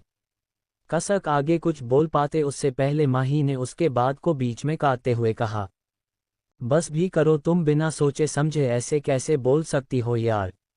रिधान मेरे पति है और मैं उनके लिए लायल हूँ। मैं तुम्हें ये बताने जा रही थी कि कल समर का बर्थडे है और समर और समायरा जरूर ऐसा कुछ करेंगे, इसलिए हम लोगों को सतर्क रहना पड़ेगा और वो सारे सबूत इकट्ठा करने होंगे। माही की बात सुनकर कसक ने एक गहरी सांस ली, फिर वो दोनों कुछ प्लानिंग करने लगती है। चैप्टर 14 माही का प्लान, समर की बर्थडे पार्टी। नेक्स्ट मॉर्निंग माही की नींद खुली। उसने अपने पास देखा तो वहां कोई नहीं था, लेकिन टेबल में रोज और लेटर जरूर रखा था। ये देखते ही माही के चेहरे पर मुस्कान आ गई। कल वो जल्दी सो गई थी, इसलिए उसे कल रिधान के आने का पता नहीं चला। उसे लगा था कि रिधान नहीं आया होगा, लेकिन जब रोज और लेटर देखा तो वो बहुत खुश हुई। उसने लेटर उठाया और पढ़ने लगी। आई नो कि तुम मुझे बहुत मिस कर रही थी। मैं कल रात किसी मीटिंग के फंड्स गया था, इसलिए मुझे लेट हो गया और आज मैं किसी काम से बाहर जा रहा ही, तो खुद का ख्याल रखना और समर से दूर रहना। तुम्हारा इकलौता पति तारांकन। रिधान की बातें सुनकर माही के चेहरे में चमक थी। थोड़ी देर में माही रेडी होकर नीचे आती है और जल्दी से ब्रेकफास्ट करके वो अपने पापा के साथ ऑफिस निकल जाती है। धीरे धीरे शाम हो चुकी थी। पूरे दिन माही अपने काम के बिजी थी। बीच बीच में उसने रिधान को कॉल लिया, लेकिन रिधान ने फ़ोन नहीं उठाया और वो उसका कॉल बैक करने का इंतजार भी कर रही थी। शाम होते ही उसके पास समर का कॉल आया और न चाहते हुए भी माही को कॉल उठाने पड़ा। हेलो माही, आज शाम को बर्थडे पार्टी 10 स्टार क्लब में है। मैं तुम्हारा इंतजार करूंगा और अपने गिफ्ट का भी। समर ने मुस्कुराते हुए कहा। उसकी बात सुनकर माही ने कहा, ओके, मैं आ जाऊंगी। उद्धरण चिन्ह। माही ने कॉल कट कर दिया। तभी उसके सामने उसके अतीत के कुछ लम्हे आने लगे कि पिछले जन्म में समर ने उसे बर्थडे पार्टी में इनवाइट तो किया था, लेकिन सारी लाइमलाइट समायरा को मिली थी और समर ने पूरे 2.5 करोड़ की कार गिफ्ट में मांगा था। माही खुद को कोसते हुए बोली, तू कितनी पागल थी माही, जो ऐसे इंसान पर इतना रुपया खर्च कर देती थी। और उन्हीं लोगों ने मेरा फ़ायदा उठाया और मुझे जान से मारने के पहले एक बार भी नहीं सोचा। तुमने मुझे पार्टी में बहुत नीचा दिखाया था, पर आज मैं तुम्हें उससे भी नीचा दिखाऊंगी समायरा। बस रेडी रहो मेरे अगले वार के लिए। उद्धरण चिन्ह। इतना सोचते हुए माही ने कसक को कॉल किया और उससे प्लान डिस्कस करने लगी। क्योंकि उसके पास टाइम कम था, रात का वक्त था। माही अपने रूम में रेडी हो रही थी, लेकिन आज उसके फेस में उदासी झलक रही थी। वो इसलिए क्योंकि आज सुबह से उससे रिधान से न मुलाकात हुई और न ही उससे बात, जिससे माही का आज किसी भी काम में बिल्कुल भी मन नहीं लग रहा था। तभी उसके रूम में कसक आती है। उसने देखा माही अभी भी बैठी हुई थी। क्या हुआ, चलना नहीं है क्या? और तू आज सुबह से देवदास क्यों बनी फिर रही है? कसक ने माही को उदास देखकर पूछा। उसकी बात पर माही बेड से उठी और आपका पर्स लेते हुए बोली, कुछ नहीं, बस ऐसे ही थोड़ा सर दर्द है। बाकी तुमसे जो मैंने कहा था वो कर दिया ना? हाँ, सब कुछ हो गया है, बस समर और समायरा की गलती करने की देरी। वैसे मैं तुझे ये बताना भूल गई कि पार्टी में रागिनी भी आ रही है। आई डोंट नो कि उसे किसने इनवाइट किया, पर अभी मुझे पता चला तो तुझे बता दिया। कसक ने माही से कहा। माही जैसे ही रागिनी का नाम सुनती है उसके चेहरे के हाव भाव कुछ अलग हो जाते हैं। रागिनी भी उन्हीं लोगों में से एक थी। रागिनी वो थी जो रिधान के प्यार में पागल थी। अपने पिछले जन्म में जब माही ने रिधान को छोड़कर समर से शादी की थी तब रागिनी ने जबरदस्ती रिधान से शादी की और उसकी जिंदगी नरक बनाने में कोई कसर नहीं छोड़ी। कोई नहीं, अब धीरे धीरे सबसे निपट लूंगी मैं, अब पहले जैसे कमजोर नहीं। फिलहाल आज तो मुझे वो सारे प्रूफ इकट्ठा करने हैं, तो चले। माही ने एक गहरी सांस ली और कसक से कहा। कसक भी उसकी बात में हाँ मिलती है और वहां से चली जाती है। द स्टार क्लब, मुंबई शहर का जाना माना क्लब जहां सिर्फ अमीर घर के लड़के और लड़कियां आते थे। आज वो पूरा क्लब समर ने अपने बर्थडे पार्टी के लिए बुक किया हुआ था। कुछ ही देर माही और कसक भी वहां पहुंच जाती है। पूरा क्लब सॉन्ग से गूंज रहा था और वहां पर आए हुए लोग सब समर के तरह ही अय्याश थे। माही और कसक एंट्री लेते ही समर के पास जाते हैं जो इस वक्त समायरा और अपने कुछ दोस्तों के साथ था। हैप्पी बर्थडे समर, माही और कसक ने दोनों एक साथ विश किया, लेकिन माही समायरा को देखकर अपनी आंख छोटी करते हुए बोली, अरे दी आप यहाँ हो, मैं तो आपको घर में ढूंढ रही थी लेकिन आप तो मुझसे पहले ही यहाँ पहुँच गई, जैसे समर मेरा नहीं आपका बॉयफ्रेंड हो। लास्ट के सेंटेंस माही ने स्माइल करते हुए कहा। उसकी बात सुनते ही समर और समायरा दोनों हड़बड़ा गया। वही समायरा बात बदलते हुए बोली, ये कैसे बात कर रही हो, मैं तो बस रागिनी के साथ आ गई और समर मेरा सिर्फ दोस्त है। समायरा की बात सुनकर माही ने कहा, मैं तो बस मजाक कर रही थी। एनीवे ये लो समर तुम्हारा गिफ्ट। माही ने एक छोटा सा बॉक्स आगे करते हुए कहा। उसे देखकर समर का मुंह बन गया क्योंकि उसे लगा था कि माही उसे कुछ महंगा और बड़ा गिफ्ट लाकर देगी, लेकिन ये छोटा सा गिफ्ट देखकर वो खुश नहीं हुआ। तभी समायरा ने कहा, माही समर तुम्हारा मंगेतर है, तुम्हें कुछ यूनिक और बड़ा महंगा गिफ्ट देना चाहिए। वैसे भी तुम्हारा पास पैसे की कमी नहीं है, लेकिन तुम ये छोटा गिफ्ट लाई, मुझे उम्मीद नहीं थी। ओह कम ऑन दी, आपको क्या लगता है कि समर मुझसे नहीं मेरे पैसे से प्यार करता है? और वैसे भी गिफ्ट चाहे छोटा हो या बड़ा या फिर महंगा हो या सस्ता, देने वाले की नीयत देखी जाती है। और ये गिफ्ट मैं समर के लिए बहुत प्यार से लाई हूँ और मुझे पता है कि समर को गिफ्ट से कोई प्रॉब्लम नहीं होगी, बिकॉज उसके लिए मैं इम्पोर्टेंट हूँ ना कि पैसे। माही ने समायरा की बात पर उसे सुनाते हुए कहा। उसकी बात सुनकर समर के साथ साथ समायरा का मुंह भी बन गया था, लेकिन अब क्या ही कह सकती हो।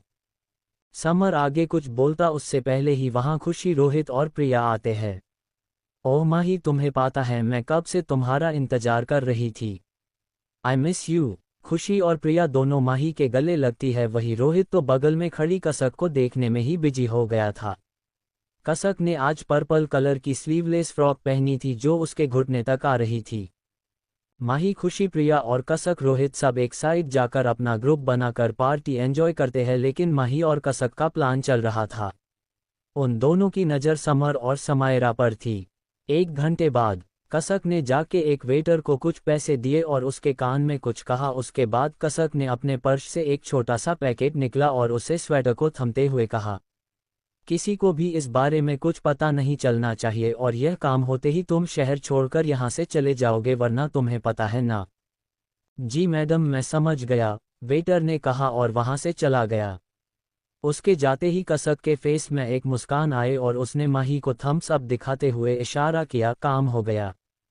माही भी उसके इशारे को अच्छे से समझ चुकी थी और अब उसके चेहरे पर डेविल स्माइल थी, क्योंकि जैसे पिछले जन्म में समर और समायरा ने मिलकर उसे ड्रग दिया था, आज वो उन्हीं लोगों का तरीका अपनाकर प्रूफ इकट्ठा करेगी।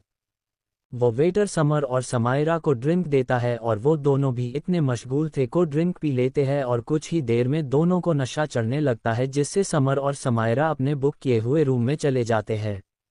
उनके जाते ही माही, कसक, खुशी, प्रिया और रोहित भी उसी क्लब में बने रूम में चले जाते हैं। माही जल्दी से लैपटॉप ऑन करती है क्योंकि माही कसक ने समर के रूम के पहले से ही हर जगह कोने कोने के कैमरा और माइक लगवा दिया था ताकि वो दोनों नशे में कुछ भी बोले और कुछ भी करे तो वो लोग सबूत बना सके। चैप्टर 15, तुम्हें मेरे साथ एक रात बितानी पड़ेगी, धोखा। Next morning the star club में माही, प्रिया, कसक, रोहित, खुशी सब यही बुक किए हुए अपने रूम में थे और ब्रेकफास्ट कर रहे थे। माही का ज़्यादा मन तो नहीं था खाने का, लेकिन फिर भी उसने थोड़ा बहुत खा लिया था। खुशी अपना ब्रेकफास्ट खत्म करते हुए सभी से बोली, हम सब लोगों को बहुत ही बढ़िया प्रूफ मिला है, तो क्यों न सबको दिखाकर समर और समायरा को एक्सपोज कर दिया जाए।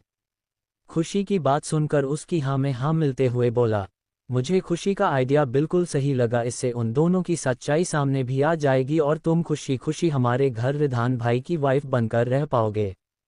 उद्धरण चिन्ह। नहीं यार, तुम्हें क्या लगता है कि यह प्रूफ उन दोनों की सच्चाई सामने लाने के लिए काफ़ी है?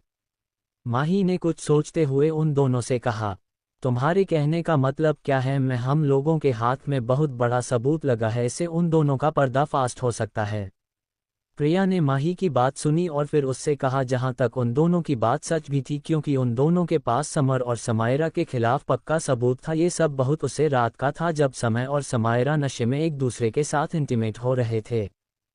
प्रिया खुशी की बात सुनकर माही ने उन्हें समझाते हुए कहा, अगर हम ये सबूत सभी को दिखाएंगे तो क्या होगा? समर अपने आप को बचाने के लिए सारा ब्लेम ड्रिंक या फिर किसी और पर डाल देगा। तुम ही सोचो, वह अपने बचाव में के भी तो कह सकता है कि सब कुछ नशे में हुआ है और किसी ने जानबूझकर उसे नशा दिया है। माही की बात खुशी और प्रिया और रोहित को समझ में आ रही थी, तभी कसक ने उसकी बात पूरी करते हुए आगे कहा, इसलिए हम समर के सारे प्लान को, सारे इतिहास को खत्म करते हुए एक नया प्लान बनाएंगे और वह ये रहेगा, जब एंगेजमेंट होगी तब एक नए धमाके के साथ समर और समायरा का आधा सच सामने लाएंगे। उद्धरण चिन्ह। मैं तुम दोनों को इतनी आसानी से सजा नहीं देना चाहती, बल्कि तड़प तड़प कर उन्हें तकलीफ दूंगी। माही अपने आप से वादा करते हुए उसने अपने पिछले जन्म में बहुत तकलीफ सही थी, विधान को खोने की तकलीफ, अपना बच्चा होने की तकलीफ, अपने माँ बाप खोने की तकलीफ, सबसे ज़्यादा अपने प्यार से धोखा खाने के लिए। दोपहर का वक्त था। माही इस वक्त अपने रूम में बैठे हुए कुछ फाइल्स पढ़ रही थी। माही अब धीरे धीरे अपने दादा राजीव जी के साथ कंपनी में हाथ बटाने लगी थी, क्योंकि आगे चलकर उसे ही कंपनी संभालनी थी। बीच बीच में उसकी नज़र अपने मोबाइल पर जा रही थी। कल से उसने ना तो रिधान से बात किया, नहीं उसका चेहरा दिखा। माही को उसकी बहुत याद आ रही थी। उसने कॉल करने की कोशिश भी की, लेकिन उसका फ़ोन बंद आ रहा था, इसलिए माही ने आप कॉल किया ना मैसेज। बस वह रिधान के वापस आने का इंतजार कर रही थी। दूसरी तरफ इटली में एक बड़े से बांगो में, जिसका कलर ब्लैक और ग्रे था, बाहर से यह बन गया जितना बड़ा और आकर्षित लग रहा था, अंदर से उतना ही ज़्यादा लग्जरियस और स्पेशलिस्ट था। उसे बंगले के चारों ओर ब्लैक कलर के ड्रेस पहने हुए बॉडीगार्ड अपने हाथों में बंदूक लिए खड़े थे। तभी उसे बंगाल के सामने 10 से 15 कलर की महंगी और लग्जरियस कार आगे रुकती है। उन कारों से बॉडीगार्ड्स निकालकर एक कार को चारों तरफ से कर लेते हैं। आगे वाली सीट से एक शख्स निकलता है और कार के बैक डोर का दरवाज़ा खोलकर अपना सर झुकाकर खड़ा हो जाता है।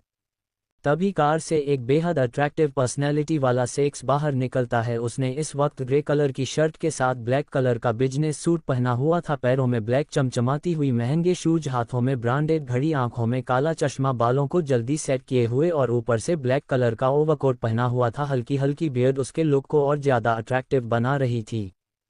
वह बिना किसी की तरफ ध्यान दिए हैं अपने कदम अंदर की ओर बढ़ता है। उसके पीछे पीछे उसके बॉडीगार्ड और उसका असिस्टेंट भी जाने लगता है। उसका असिस्टेंट उसके पीछे आते हैं। उसे बोला, बॉस हमने आपकी पूरी कोशिश की, लेकिन वह अपना मुंह नहीं खोल रही है। उसका कहना है कि वह तभी कुछ बताएगी जब आप उसके सामने होंगे। उद्धरण चिन्ह। अपने असिस्टेंट की बात सुनकर उसने अपना सर हाँ में हिलाया और अंदर हाल से होते हुए बेसमेंट में जाने लगा। क्या बेसमेंट कोई नॉर्मल बेसमेंट मिलता? यहाँ पर अलग अलग जेल की तरह रूम बने हुए, जो कि एक से बढ़कर एक टॉर्चर रूम थे। कुछ रूम से तो अभी भी लोगों की चीखने चिल्लाने की आवाज़ आ रही थी। वह शख्स ये सब इग्नोर करते हुए एक रूम में जाता है जो कि अंधेरे से भरा हुआ था। उसने जाते ही एक लाइट ऑन की तो उसके सामने चेयर पर बंधी हुई एक लड़की दिखाई थी, जिसकी उम्र करीब 22 से 23 वर्ष की होगी। अचानक अंधेरे रूम में रोशनी देखकर उसने अपने सामने खड़े शख्स को देखा तो उसके चेहरे पर चमक और खुशी आ गई। वह लड़की दिखने में बहुत खूबसूरत थी। वह इंडिया नहीं बल्कि फॉरेनर लग रही थी। इसका बदला पूरा सफ़ेद था और उसकी आंखें ब्राउन। उसके शरीर पर कुछ चोटों के निशान थे। उसने अपने काम सामने खड़े हुए शख्स को देखकर मुस्कुराते हुए कहा, मुझे पता था बेबी, तुम आओगे ज़रूर। उसे शख्स ने उसे लड़की की बात इग्नोर की और जाकर उसके सामने चेयर पर बैठ गया। उसके साथ साथ उसका असिस्टेंट और बॉडीगार्ड्स भी रूम में इस वक्त मौजूद है। उस शख्स ने अपने कठोर शब्दों में कहा, वो चिप कहाँ है? उद्धरण चिन्ह। उसकी बात सुनकर वह लड़की हंसते हुए बोली, और तुम्हें लगता है कि मैं तुम्हारा पूछने पर इतनी आसानी से तुम्हें बता दूंगी? अगर तुम्हें उसे चिप के बारे में जानना है तो उससे पहले मेरी एक शर्त है। उद्धरण चिन्ह। कैसी शर्त? तुम्हें मेरे साथ एक रात बितानी पड़ेगी। सुना है तुम बहुत बड़े प्ले बॉय हो और आज तक तुम्हें लड़कियां सेटिस्फाई नहीं कर पाई तो। और तुम्हें अकॉर्डिंग जो तुम्हें बैड में सेटिस्फाई करेगी तो उसी से शादी करोगे। एक बार मुझे मौका देकर देखो, क्या पता मैं तुम्हारी बीवी बन जाऊं, उस लड़की ने बेझिझक होते हुए कहा। उसकी बात सुनकर वो शख्स डेविल मुस्कान के साथ बोला, बहुत छानबीन करके आए हो मेरे बारे में, तो ये भी तो पता होगा कि अगर किसी ने बेड में मुझे सेटिस्फाई नहीं किया तो मैं उसका क्या हाल करता हूँ। उद्धरण चिन्ह। बिल्कुल, बट तुम्हें निराश नहीं करूंगी, क्योंकि तुम्हारे लिए ही तो मैं कितने कितने घंटों की प्रैक्टिस की है, उस लड़की ने कहा। उसकी बात पर उस शख्स ने अपने असिस्टेंट से कहा, जाओ एक अच्छा सा रूम तैयार करवाओ। इतना कहते हुए वो वहां से जाने के लिए मुड़ा कि तभी उसे पीछे से आवाज आई, पर तुम्हारी बीवी का क्या? क्या तुम उसे धोखा देने वाले हो? उद्धरण चिन्ह। चैप्टर 16 रिधान का वापस आना। माही का उदास चेहरा। उसकी बात सुनकर वह लड़की हंसते हुए बोली, और तुम्हें लगता है कि मैं तुम्हारा पूछने पर इतनी आसानी से तुम्हें बता दूंगी? अगर तुम्हें उसे चिप के बारे में जानना है तो उससे पहले मेरी एक शर्त है। उद्धरण चिन्ह। कैसी शर्त? तुम्हें मेरे साथ एक रात बितानी पड़ेगी। सुना है तुम बहुत बड़े प्ले बॉय हो और आज तक तुम्हें लड़कियां सेटिस्फाई नहीं कर पाई है। और जहां तक मुझे पता चला है कि तुम्हारे अकॉर्डिंग जो तुम्हें बेड में सेटिस्फाई करेगी तुम उसी से शादी करोगे। तो फिर एक बार मुझे मौका देकर देखो, क्या पता मैं तुम्हारी बीवी बन जाऊं, उस लड़की ने बेझिझक होते हुए कहा। उसकी बातों से लग रहा था कि वो उस शख्स के साथ सोने के लिए और उसके साथ इंटीमेट होने के लिए मरी जा रही है। वहीं उसकी बात सुनकर वो शख्स डेविल मुस्कान के साथ बोला, बहुत छानबीन करके आए हो मेरे बारे में, तो फिर तुम्हें ये भी तो पता होगा कि अगर किसी ने बेड में मुझे सेटिस्फाई नहीं किया तो मैं उसका क्या हाल करता हूँ। उस शख्स के चेहरे पर डेविल स्माइल थी। उसके दिमाग में जो प्लानिंग चल रही थी वो किसी और को नहीं पता था। बिल्कुल, बट मैं तुम्हें निराश नहीं करूंगी, क्योंकि तुम्हारे लिए ही तो मैं कितने कितने घंटों की प्रैक्टिस की है, उस लड़की ने कहा। उसकी बात पर उस शख्स ने अपने असिस्टेंट से कहा, जाओ एक अच्छा सा रूम तैयार करवाओ, आखिर आज मुझे भी तो इनकी प्रैक्टिस देखनी है। इतना कहते हुए वो वहां से जाने के लिए मुड़ा कि तभी उसे पीछे से आवाज आई, पर तुम्हारी बीवी का क्या? क्या तुम उसे धोखा देने वाले हो? उद्धरण चिन्ह। अब आगे। इटली में इस बंगलो के एक बड़े से मास्टर बेडरूम में बालकनी में वही शख्स खड़ा लगातार सिगरेट के कश ले रहा था। उसकी गहरी नीली आंखें बिना किसी इमोशंस के सामने आसमान में चांद को देख रही थी। उसके चेहरे पर कुछ भी एक्सप्रेशन नहीं था, लेकिन उसके दिमाग में बहुत सारे थॉट्स चल रहे थे। वह इस वक्त वाइट कलर की शर्ट और ब्लैक कलर के पेट में था। शर्ट के ऊपर के 3 बटन्स खुली हुई थी जिससे उसका मस्कुलर चेस्ट देख रहा था। तभी उसे पीछे से अपने असिस्टेंट की आवाज़ सुनाई थी, बॉस, क्या आप सच में मिस लिसा के साथ एक रात बिताना चाहते हैं? अगर आप ऐसा करते हैं तो मैं का क्या होगा? असिस्टेंट के चेहरे पर परेशानी थी। उसे अपने बॉस की वाइफ के लिए बुरा लग रहा था। आराम की उसका बस सिर्फ दुनिया के लिए प्लेबॉय के नाम से फेमस जरूर था, लेकिन असल में वह ऐसा कुछ नहीं था। आप कुछ बोलते क्यों नहीं? देखिए, मुझे तो पता है ना कि आप प्लेबॉय नहीं है। ये जितनी भी अफवाहें हैं ये सब अपने जानबूझकर अपने बारे में फैलाई थी, वह भी सिर्फ एक मिशन के लिए। तो फिर आपको ऐसा कुछ करने की जरूरत नहीं है। अपने बॉस को चुप देखकर असिस्टेंट ने दोबारा फिक्र भरे लहजे में उससे कहा। अपने असिस्टेंट की बात सुनकर शख्स ने अभी तक कुछ नहीं कहा था। लगातार वह सिगरेट के कष्ट लिए जा रहा था। ठीक है, आपके जैसा लगे आप ऐसा करिए। अगर आप मेरे सवालों का जवाब नहीं देना चाहते तो मत दीजिए, लेकिन इस फैसले में मैं आपके साथ नहीं हूं। मैं मैम के साथ बिल्कुल भी गलत नहीं होने दूंगा। अपनी असिस्टेंट की बात सुनकर उसे शख्स ने अपने सिगरेट को नीचे फेंका और उसकी तरफ लौटते हुए कहा, तुम्हें मेरी बीवी की फिक्र मुझसे ज्यादा क्यों होने लगी है? क्योंकि मैंने उन्हें अपनी बहन से बढ़कर माना और मैं अपनी बहन को इस तरह से टूटा हुआ नहीं देख सकता। आज तक उसे असिस्टेंट ने अपने बॉस से ऊंची आवाज में बात नहीं की थी, लेकिन उसने उसके अंदर का एक भाई जाग उठा। कोई भी भाई अपनी बहन के साथ धोखा नहीं होने दे सकता है। अपने असिस्टेंट की बात सुनकर उसे शख्स ने एक गहरी सांस भरी और अपने असिस्टेंट की बेवकूफ़ी पर मुस्कुराने लगा। क्या उसे लगता था कि वह सच में अपनी वाइफ को चीट करेगा? उसने उससे कहा, शायद तुम भूल गए हो कि मेरा नाम क्या है, और रही बात धोखा देने की, तो माही के अलावा आज तक किसी अरी गहरी लड़की ने मुझे छुआ तक नहीं है और ना कोई छूने वाली है, और मैं मिस लिसा के साथ नहीं सोऊंगा, बल्कि सोएगा तो वह जिसे मैंने बुलाया है। उद्धरण चिन्ह। राघव सर। अपने बॉस की बात सुनते ही उसके असिस्टेंट के मुंह से निकला, हाँ नहीं, अब जाकर रूम की तैयारी करो, क्योंकि मुझे चिप अभी अगले 1 घंटे में चाहिए और ना वह लोग कुछ भी कर सकते हैं, उसने कहा और अपने असिस्टेंट को काम पर लगा दिया। दूसरी तरफ इंडिया में शाम के करीब 4 बजे रहे थे। माही का आज पूरा दिन कल की तरह ही बेकार गया। उसे अपने इकलौते पति विधान की बहुत याद आ रही थी, पर अफसोस ना तो उसका कोई कॉल लग रहा था, ना ही उधर से कोई कॉल बैक आ रही थी। तभी उसने कसक के साथ थोड़ा बाहर जाने के लिए सोचा, शायद इसे थोड़ा उसका मन बदल जाए, इसलिए वह कसक के साथ अपने घर से थोड़ी ही दूर पर बने हुए पार्क में आ जाती है। माही को इतना उदास देखकर कर सकते हैं उससे पूछा, क्या हुआ? मैं तुम्हें कल से देख रही हूँ, तुम बहुत उदास हो। जीजू से लड़ाई हुई है क्या? बात हो तो लड़ाई भी हो, मेरी तो उनसे 2 दिनों से बात ही नहीं हुई और कल एंगेजमेंट भी है। मुझे कुछ समझ नहीं आ रहा है कि मैं क्या करूं। माही ने कसक की बात को बीच में काटते हुए उससे कहा। उसकी बात सुनकर कसक को आप समझ में आया कि आखिर माही इतनी उदास क्यों थी। उसने माही के कंधे पर हाथ रखते हुए कहा, तू फिक्र मत कर, जीजू को जरूर कोई काम होगा। तो जानती है कि वह कितने बड़े बिजनेसमैन है, कितनी बड़ी बड़ी मीटिंग्स करनी होती है, इसलिए वह तुझे टाइम नहीं दे पाए। उन्हें जैसे ही टाइम मिलेगा वह तुम्हें मैसेज करेंगे। और तुम्हें एंगेजमेंट को लेकर बिल्कुल भी परेशान नहीं होना है, हम सब तुम्हारे साथ हैं। जैसा ही हम लोगों ने सोचा है ठीक वैसा ही होगा। माही को भी कसक की बात बिल्कुल ठीक लगी। उसने अपना सर हमें हिलाया कि तभी कसक ने कहा, तुझे पता है हम लोगों ने बहुत दिन से साथ में पानी के बतासे और बबलू भैया की छत भी नहीं खाई है, तो क्यों ना आज हम बताशी और चाट खाने चले। हम सही कहा, मैं कुछ ज़्यादा ही सोच रही हूँ और आज मैंने लंच भी नहीं किया था, तो मुझे भूख बहुत तेज लग रही है। चलो चलते हैं, फिर घर जाकर प्लानिंग करते हैं, माही ने कहा और कसक के साथ एक ठेले वाले की दुकान के पास चली गई। दोनों लोग बताशी खाने के साथ साथ चटपटे चाट भी खाती हैं और फिर वापस अपने घर आ जाती है। रात का वक्त था। माही अपने बेड पर बैठे हुए बिजनेस से रिलेटेड बुक्स पढ़ रही थी। उसने टाइम देखा कि रात के 12 बजे बज रहे थे। बुक पढ़ना तो सिर्फ एक बहाना था, दरअसल वह विधान का इंतजार कर रही थी।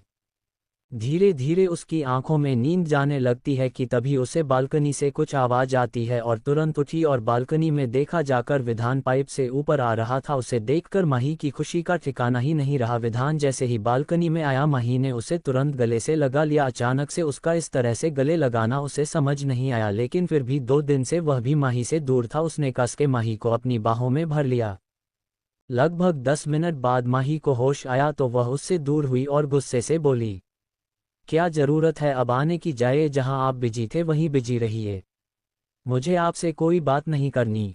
माही गुस्से में बोली और वापस अपने रूम की तरफ आ गई और बेड में बैठते हुए अपना फेस दूसरी साइड कर लिया। माही के गुस्से और उसकी क्यूट हरकतों को देखकर विधान के चेहरे पर स्माइल आ गई। वह अंदर आया और माही के सामने रोज गुलाब का फूल आगे करते हुए अपने घुटनों के बाल में बैठ गया और बोला, आई एम सॉरी मेरी जान, मैं तुमसे कहा था कि मैं बहुत इंपॉर्टेंट मीटिंग के लिए बाहर जा रहा हूं और मैं काम में इतना बिजी था कि मुझे टाइम नहीं मिला। प्लीज़ मुझे माफ़ कर दो। मैं आगे से पूरी कोशिश करूंगा कि मैं तुम्हें अपनी पूरी इन्फॉर्मेशन दे सकूं और पूरा टाइम दे सकूं।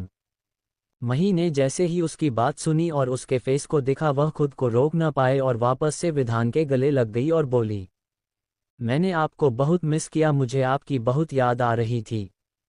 विधान माही को अभी भी अपनी बाहों में भरे हुए था और धीरे धीरे उसकी टी शर्ट के अंदर से हाथ डालकर उसकी कमर को सहला रहा था। माही को बहुत अच्छा लग रहा था।